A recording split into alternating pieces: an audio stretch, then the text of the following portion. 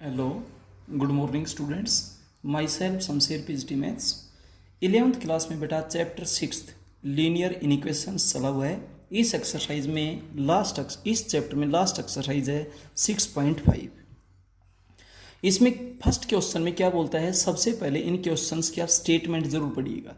ये कहता है कि दो कंजेक्टिव ओड नेचुरल नंबर्स हैं, तो हमने फर्स्ट ओड नेचुरल नंबर मान लिया x, तो second consecutive odd natural, consecutive होता है लगातार आने वाला, केवल लगातार आने वाला नेचुरल नंबर होता तो हम x+1 लेते, क्योंकि एक नेचुरल से अगले नेचुरल में एक का डिफरेंस होता है, लेकिन एक ओड से जस्ट अगले ओड के अंदर दो का डिफरेंस होता है, तो इसलिए x+2 का। ठीक है, फिर उसने ये कहा कि दोनों के दोनों 10 से ग्रेटर हैं। अब दो नेचुरल नंबर दोनों 10 से बड़े हैं, मैंने छोटे वाले को अगर 10 से बड़ा बोल दिया तो बड़े वाला तो अपने आप ही बड़ा है, अंडरस्टूड है, ये तो कहने की जरूरत नहीं है। ठीक है, और उनका जो सम है ना दोनों का वो 40 से लेस है। ये सब कुछ क्वेश्चन में दिया हुआ, आप पढ़ेंगे तो first number x, second number x+2, इनका sum less than 40, 2x+2 less than 40, ये 2 इधर पॉजिटिव उधर जाके नेगेटिव हो जाएगा, 2x लेस देन 38। अब 2 से डिवाइड करेंगे तो 2 क्या है, पॉजिटिव, और पॉजिटिव नंबर से जब आप डिवाइड करते हैं तो कोई साइन चेंज नहीं होता है, तो x is less then 19। Clear बेटा। अब फर्स्ट और सेकंड से जब आप रिजल्ट निकालेंगे तो x की वैल्यू 10 से ग्रेटर हो, 19 से लेस हो और ओड हो, तो बेटा x की वैल्यू आपके पास आएगी 11, 13, 15, 17। 19 नहीं है, 19 से लेस है, और 10 से ग्रेटर 11, 12 क्यों नहीं ली, क्योंकि इवन है, हमने केवल ओड देने हैं। अब आपने पेयर्स बनाने हैं दो दो के। अब पेयर क्या थे, एक नंबर x तो दूसरा x+2, तो x की वैल्यू आप 11 लेंगे तो ये 13 हो जाएगा, x की वैल्यू 13 लेंगे तो दूसरा 15 हो जाएगा, x की वैल्यू 15 लेंगे तो दूसरा 17 हो जाएगा, और x की वैल्यू 17 लेंगे तो दूसरा 19 हो जाएगा। क्लियर है, ये था। अब सेकंड क्वेश्चन में तो यही बेटा आपका आंसर है। पेयर पूछे थे आपसे कि क्या क्या नंबर हो सकते हैं जो इस कंडीशन को क्या सेटिस्फाई करें, दोनों नंबर 10 से तो बड़े होने चाहिए, और उनका जो सम है वो 40 से लेस मिलेगा, चाहे आप कहीं पर भी करके देख लीजिए। क्लियर। सेकंड क्वेश्चन में क्या बोलता है कि एक स्टूडेंट है बेटा, उसके फर्स्ट टर्म एग्जाम में 62 मार्क्स आए, marks obtained by the student in first term exam is equal 62। उसी स्टूडेंट के सेकेंड टर्म एग्जाम में 48 मार्क्स आए, marks obtained by the student in second term exam is equals to 48। अब कहता है कि वो एनुअल एग्जाम में कम से कम कितने नंबर ले, तो हमने मान लिया let marks in annual exam is equals to x, और उस बच्चे के जो मार्क्स है ना उनकी एवरेज, एवरेज का मतलब होता है मीन, आपने 10th में पढ़ा होगा, एवरेज या मीन एक ही चीज होती है बेटा। तीन जब डाटा जाए तो उन तीनों को ऐड करिए, 3 से डिवाइड करिए, जितने भी डाटाज हैं sum of datas divided by number of datas, ये मीन निकालने का तरीका होता है। मीन या एवरेज एक ही बात है। तो कहता है कि कम से कम उसकी एवरेज 60 की हो, तो कम से कम 60% की एवरेज होने के लिए इसका मतलब 60 या 60 से ज़्यादा हो। अब बेटा कैलकुलेशन करनी है, तो 62 + 48 110 हो गया, plus x/3 greater than equal to 60, दोनों तरफ 3 से मल्टीप्लाई कर दो, 110 + x greater than equal to 180, 110 इधर पॉजिटिव उधर जाकर नेगेटिव हो गया, x is greater than equal to 70। Clear है, तो x की वैल्यू 70 या 70 से ज़्यादा होगी, 70 या 70 से ज़्यादा होने का मतलब उस बच्चे को कम से कम 70 मार्क्स लेने होंगे, तो minimum marks in annual exam is equal to 70। तो वो बच्चा 70 या 70 से ज़्यादा नंबर बेटा अगर एनुअल एग्जाम में लेगा तो ही उसकी एवरेज कम से कम 60 की हो पाएगी, अदरवाइज 60 से नीचे ही रहेगा वो। क्लियर है ये। अब चलते हैं बेटा नेक्स्ट क्वेश्चन में। नेक्स्ट क्वेश्चन में क्या बोलता है कि टेम्परेचर मापा गया सेल्सियस में, तो टेम्परेचर बेटा 30 डिग्री सेल्सियस से ज़्यादा था और 35 डिग्री सेल्सियस से कम था, किसमें, सेल्सियस में। अब वो कहता है कि इसी टेम्परेचर को आप फारेनहाइट में बताओ कितना होगा, तो आपको सेल्सियस और फारेनहाइट में रिलेशन मालूम होना चाहिए। Celsius is equal to 5/9 times of F-32, ये बेटा रिलेशन होता है। ये आपको वर्बली ध्यान भी रहना चाहिए, लिख लिख करके देखें, प्रैक्टिस करें, और बेटा इसको याद करें, यूज भी होगा ये। ठीक है, साइंस में भी यूजफुल आपके लिए। तो बेटा सेल्सियस की जगह ये फॉर्मूला पुटअप करेंगे तो 5/9 F-32, क्लियर है। अब हर जगह 9/5 से मल्टीप्लाई करें इसको हटाने के लिए। 9/5 से यहाँ भी कर दिया, यहाँ भी कर दिया और यहाँ भी कर दिया, तो ये तो कैंसिल हो गया। यहाँ 5 से करे कैंसिल करेंगे तो 6, और 6 को 9 से मल्टीप्लाई करेंगे तो 54, less than f minus 32 less than 5 से 35 को कैंसिल करेंगे 7, 7 को 9 से मल्टीप्लाई करेंगे तो 63। हर जगह 32 ऐड कर दे, इधर भी 32 ऐड कर दिया, इधर भी ऐड कर दिया, इधर भी, क्योंकि ये कैंसिल हो जाए। ठीक है, ये आपके पास कैंसिल हो जाएंगे। फिर अब बीच में बचेगा f, और यहाँ हो जाएगा 86 और ये हो जाएगा 95। तो वही टेम्परेचर अगर हम फारेनहाइट में देखेंगे तो 86 डिग्री फारेनहाइट से ज़्यादा मिलेगा और 95 डिग्री फारेनहाइट से कम मिलेगा, बिटवीन दिस एंड दिस। और बेटा ये फारेनहाइट में, इसलिए यहाँ पर f लिखते हैं। f का मतलब फारेनहाइट है और c का मतलब बेटा सेल्सियस है। ठीक है, तो टेम्परेचर को मेजर करने के ये 2 यूनिट्स हैं। ठीक है, तो फारेनहाइट को आप सेल्सियस में, सेल्सियस को फारेनहाइट में आप कन्वर्ट कर सकते हैं। इसके बाद इसने क्या बताया बेटा कि एक होल है, उसकी डेप्थ x किलोमीटर है। एक होल है, उसकी डेप्थ है वो x किलोमीटर है। ठीक है, और जितनी डेप्थ पे जाता है तो वहां टेम्परेचर के लिए एक रिलेशन बता दिया उसने। ये आपसे दिया हुआ है कि जो टेम्परेचर है वो 30 + 25 इंटू x - 3 के इक्वल है। ठीक है, टेम्परेचर वहाँ पर 200 डिग्री सेल्सियस से ज़्यादा हो और 300 डिग्री सेल्सियस से कम हो, तो बताओ होल की डेप्थ कितनी होनी चाहिए, ऐसा कहा गया है। तो टेम्परेचर का जो रिजल्ट है, जो फॉर्मूला है वो पुट कर दो।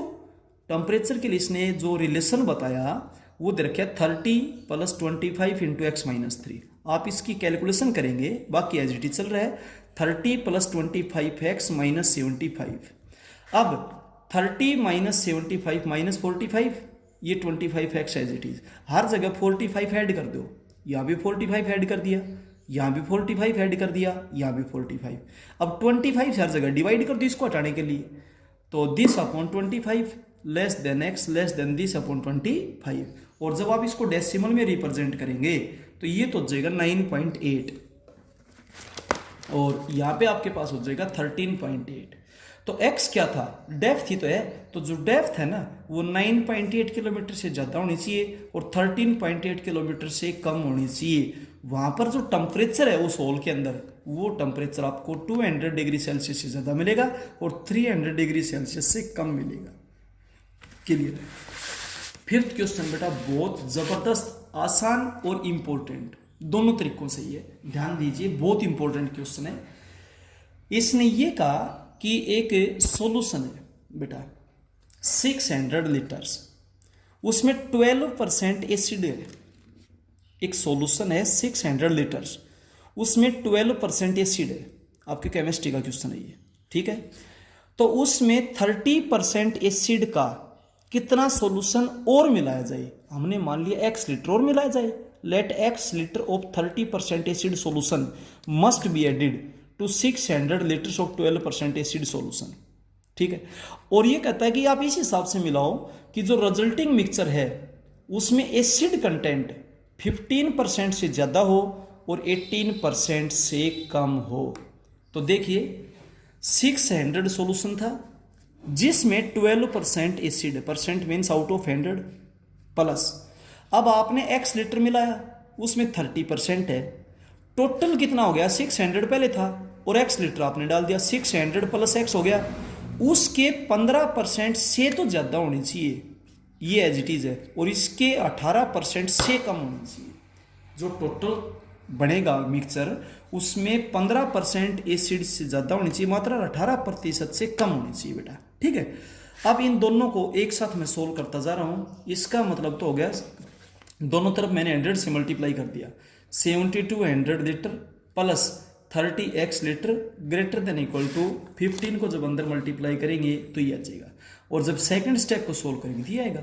इन दोनों स्टेप्स को एक साथ सोल्व करते जा रहे हैं हम। ठीक है, इसको जब आप सोल्व करोगे तो 7200 लीटर पर x की तरफ एक तरफ कर दी, 30x - 15x greater than equal to 9000 - 7200। इसमें 30x - 18x लेस देन और इक्वल टू, दोनों स्टेप एक साथ सोल्व करें इसलिए हम ब्रैकेट लेते जा रहे हैं, 10800 - 7200।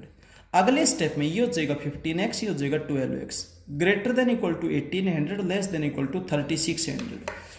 राइट में से डिवाइड कर दे, x is greater than equal to 15 से divide, x is less than equal to 12 से डिवाइड। 15 से डिवाइड करोगे तो 120, 12 से डिवाइड करोगे तो 300।